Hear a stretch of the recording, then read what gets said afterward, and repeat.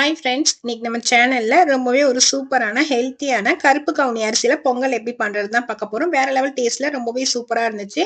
ரெசிபிக்குள்ள போறதுக்கு முன்னாடி நம்மளோட குக்கிங் குயின் சேனலை சப்ஸ்கிரைப் பண்ணிக்கோங்க. இப்ப வாங்க இந்த பொங்கல் நம்ம எப்படி பண்றதுன்னு பார்க்கலாம்.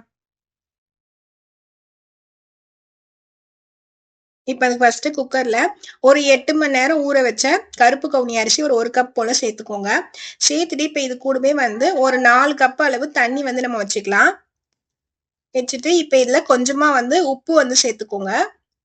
சேர்த்துட்டு இப்ப இதை மூடி ஒரு 7ல இருந்து 8 விசில் கிட்ட வச்சு எடுத்துக்கலாம். அப்பதான் அந்த கருப்பு கவுனி அரிசி நல்லா சாஃப்டா நம்மளுக்கு வெந்து வரும். இப்ப 8 விசிலுக்கு அப்புறம் இப்ப இதை ஓபன் பண்ணி பார்த்துடலாம். இப்ப இதை ஓபன் பண்ணோம்னா நல்லா அரிசி நல்லா சூப்பரா வெந்து வந்திருக்கு. நல்லா சாஃப்டா இருக்கணும். இப்ப அந்த ஒரு அரிசி எடுத்து நம்ம அழுத்தி பார்த்தோம்னா அப்படியே பஞ்சு மாதிரி இருக்கணும். அந்த அளவுக்கு வேக வச்சு எடுத்துக்கோங்க.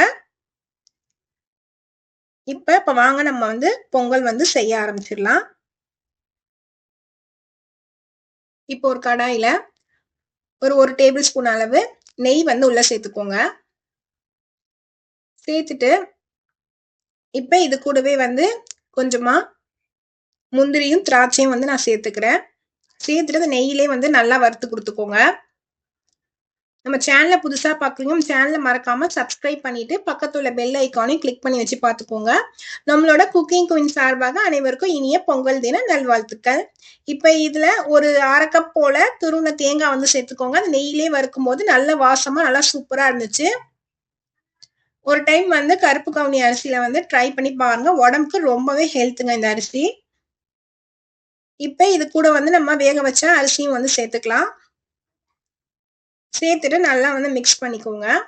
இப்ப இதுல நம்ம வெல்லம், கருப்பட்டி இந்த மாதிரி சேர்க்குறீங்கன்னா தண்ணியில கொதிக்க வச்சு வடிகட்டி சேர்த்துக்கோங்க. நான் ஒரு கப் போல நாட்டு சர்க்கரை சேர்த்துக்கிறேன். ஆனா இதுல கருப்பட்டி சேர்த்து செஞ்சீங்கன்னா ரொம்பவே டேஸ்ட் பிரமாதமா இருக்கும். இப்ப இந்த ஸ்டேஜ்ல ஒரு ஸ்பூன் போல ஏலக்காய் தூள் சேர்க்கணும். நான் இந்த வீடியோல காமிக்க மறந்துட்டேன். ஒரு ஸ்பூன் போல ஏலக்காய் தூள் சேர்த்து நல்லா மிக்ஸ் பண்ணி கொடுத்து ஒரு 5 நிமிஷம் கொதிக்க வச்சு எடுத்தீங்கன்னா நம்மளோட சூப்பரான கருப்பு கவுனி அரிசி பொங்கல் பிரமாதமா ரெடி ஆயிடுச்சு. இப்ப இதை அப்படியே நம்ம பவுல்ல மாத்தி சர்வ் பண்ணிக்க வேண்டியதான். அவ்வளவுதான், நம்மளோட டேஸ்டியான நல்லா சூப்பரான ஹெல்தியான கருப்பு கவுனி அரிசி பொங்கல் பிரமாதமா ரெடி ஆயிடுச்சு. நீங்களும் உங்க வீட்டுல கண்டிப்பா இந்த ரெசிபி ட்ரை பண்ணி பார்த்துட்டு எப்படி இருந்துச்சுன்னு சொல்லி மறக்காம கமெண்ட்ல சொல்லுங்க. இந்த ரெசிபி பிடிச்சிருந்துச்சுன்னா மறக்காம நம்மளோட குக்கிங் குயின் சேனலை சப்ஸ்கிரைப் பண்ணி வச்சு பார்த்துக்கோங்க. இதே மாதிரி நான் அடுத்தடுத்து ஒரு இன்ட்ரெஸ்டிங்கான ரெசிபியோட நான் உங்களை பாக்குறேன். தேங்க்ஸ் ஃபார் வாட்சிங்.